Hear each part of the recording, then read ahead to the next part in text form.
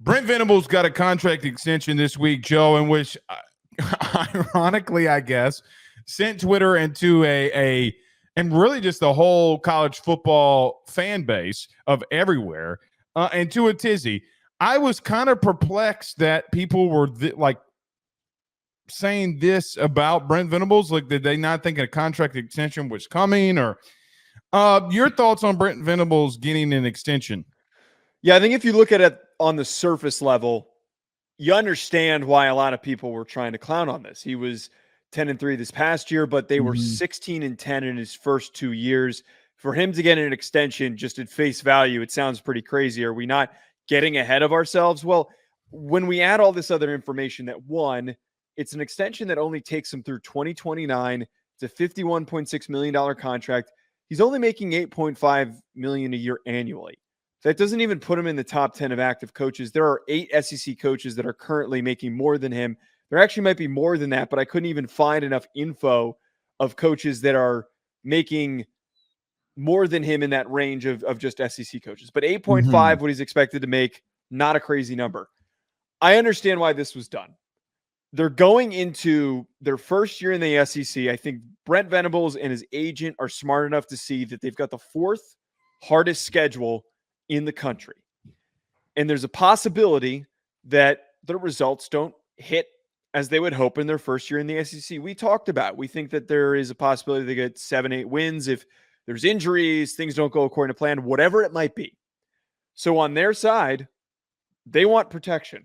They want time to continue to build this. They want to know that they're going to get the support, and Venables wants to know he's going to get the support for the long term so he can turn to recruits and tell them, hey, I'm going to be here until 2029, and he is not going to be rushed out the door. This is nothing like the Jimbo Fisher situation. It's nothing like the Jimbo situation, as you said in the open.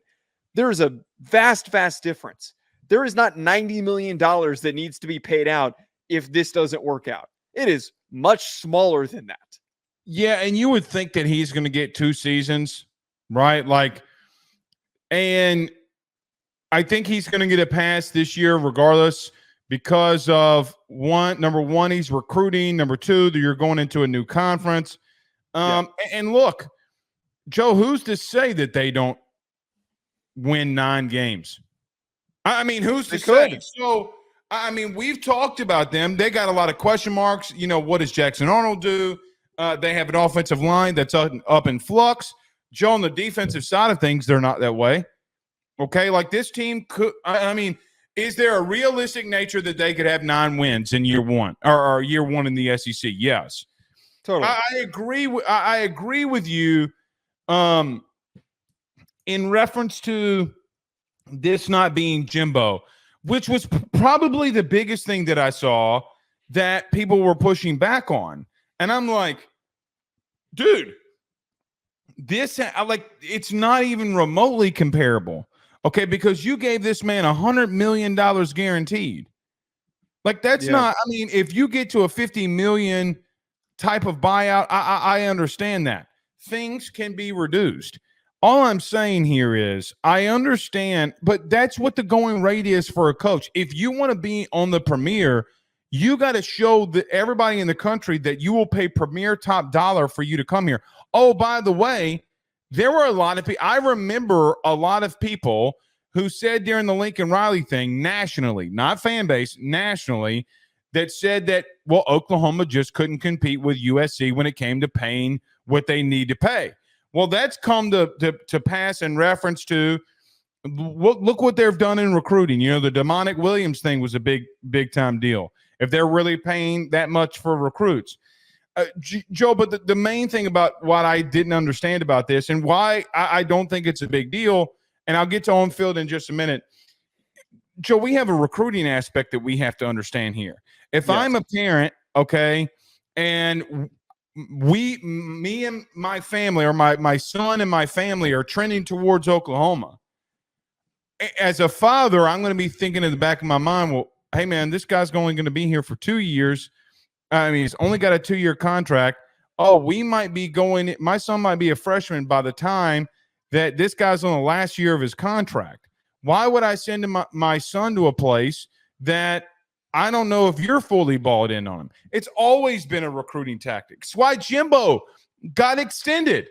Yeah. Joe, the next year they were coming off the best recruiting year ever, literally by the number.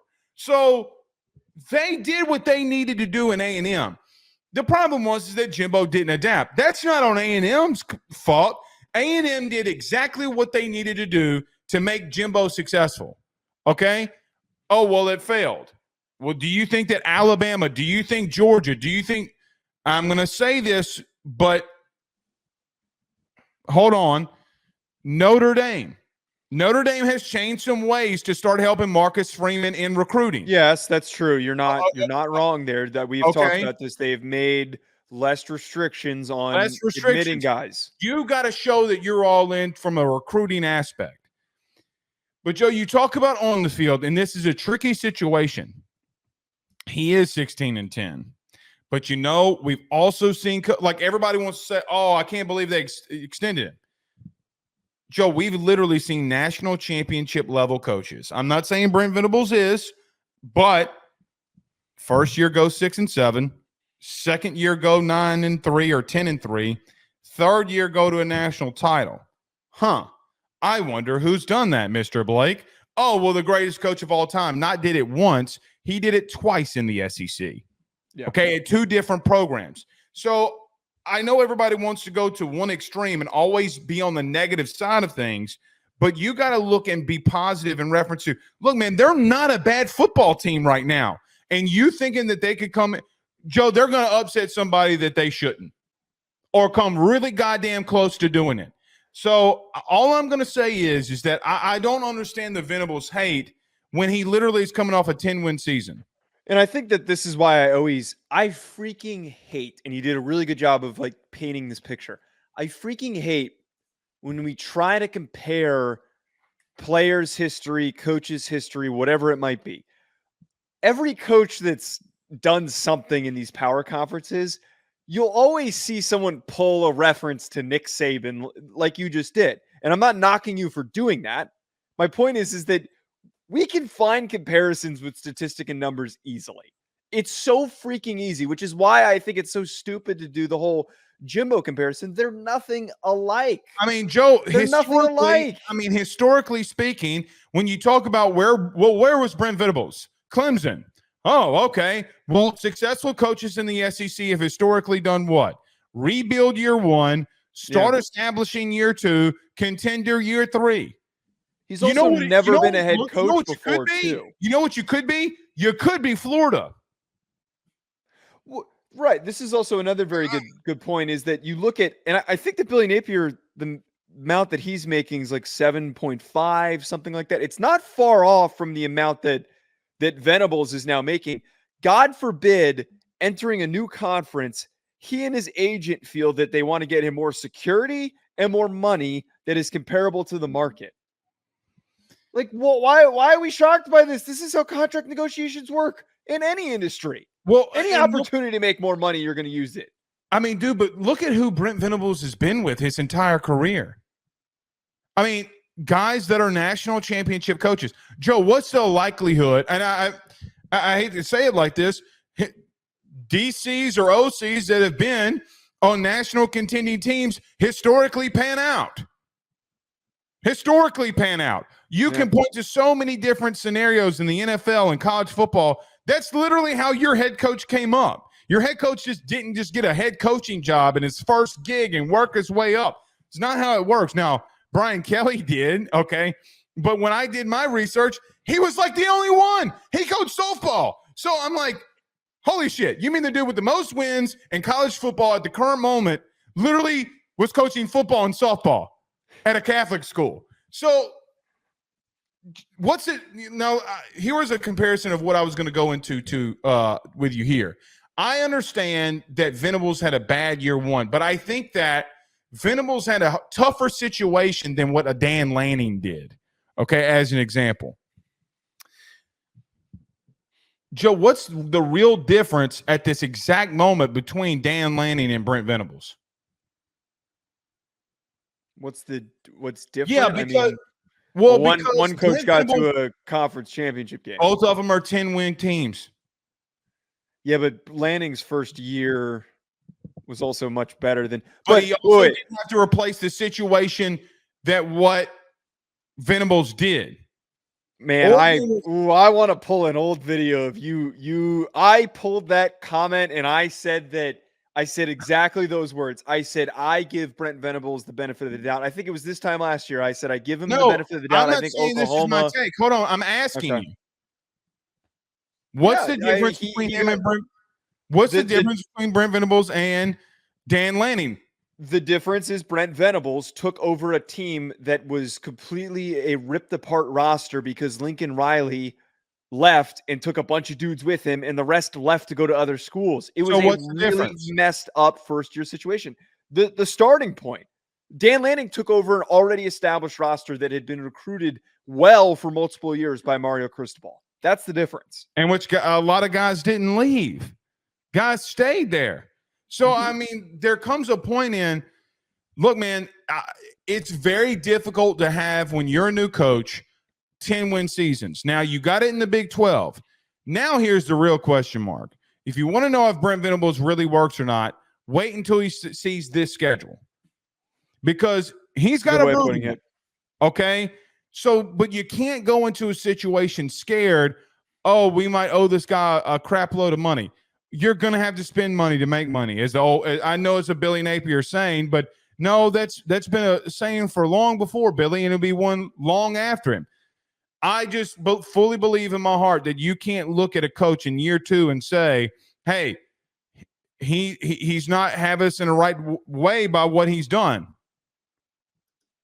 I also think, too, that what was misconstrued when we did our deep dive, if with this difficult schedule they go 8-4, I don't think that that's a bad season. I'm not projecting. I don't think it's a bad season either. It's really not, and I don't think it proves that he didn't deserve the extension if they go 8-4. If they go 5-7, yes, absolutely. Okay. We're going to revisit this and we're going to be saying, well, and then there'll be a Timbo type of situation, but they're not. They're not doing that. That's not happening. No. Because historically, too, man, defensive head coaches, okay, they are having to make adjustments all the time. So when you need to make offensive adjustments, they're like, yeah, okay, all right. You know, like when Saban said that all DCs should be a part of the Taliban. That's how much. All OCs should be a part of the Taliban because we're always, having to innovate. They're like, I hate them like I hate the Taliban. So all I'm saying here is I think that the year 1 is the core. I was trying to say all this to finish with this. Yeah. The reason people are out on Brent Venables is because of the core in year 1 that he had, or the bad year he had in year 1. But Dan Lanning, as an example, had a very better situation. Brian Kelly had a very bad situation too, but he's been a head coach for 97 years. Okay, the man has literally rebuilt 3 other places. This going to be number 4. I just don't think it's fair to him, which I was trying to get at this entire time, but painting a 15-minute picture on how to do it. Well, that's good radio. Painting a 15-minute picture. That's how you do it. But I agree with you. I think that it's okay to feel cautious about the outcome of this, but at the same time, his situation is very, very, very unique. And we need to understand that there is a runway for this to work out. It just might not be right away. And an 8-4 season does not mean that this contract extension was a failure. And more importantly, he has not been given a deal that makes him a top 5 highest paid head coach. That's not what was just handed to him. Which is so wild here. Yeah. So wild. BetOnline remains your top spot for all of your live betting action and contests. NFL, college football, UFC, NHL are all in full swing. BetOnline is your number 1 source for wagering news, odds, trends, and predictions with both desktop and mobile access at any time. Head to BetOnline today and use promo code BELIEVE, that's BLEAV, for 50% off your first deposit. That is a 50% welcome bonus. BetOnline, where the game starts.